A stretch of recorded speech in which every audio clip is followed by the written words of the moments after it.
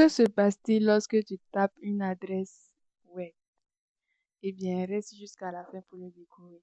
En fait, il arrive souvent que nous tapons www.google.com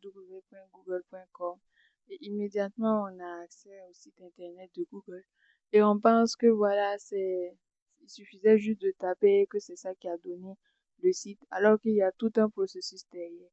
En fait, lorsque vous tapez une adresse, il y a comme un échange postal. C'est comme si on vous avait envoyé un courrier à Internet. Eh bien, comment ça se passe en vrai? Donc, lorsque vous tapez www.google.com, Internet ne comprend même pas. C'est comme si tu disais ma maison. Genre, tu es ici au Burkina, tu dis ma maison. Google ne comprend pas parce que tu n'as pas donné la situation de ta maison. Et comment il arrive à savoir la situation? C'est tout simple. Il y a ce qu'on appelle le DNS. Domain Name System, c'est comme un grand livre qui répertorie toutes les adresses. Donc, c'est comme ta maison qui est localisée sur une carte de ton pays.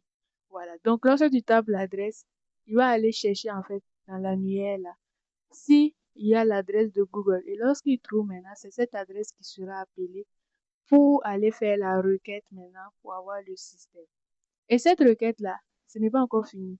Sache que la requête sera subdivisée en différents paquets qui vont prendre des routes différentes. Donc, en fait, dans Internet, ce n'est pas le départ qui compte, mais c'est l'arrivée. Donc, ça veut dire que le même message peut prendre plus de 20 routes, mais ils vont aboutir à un seul endroit.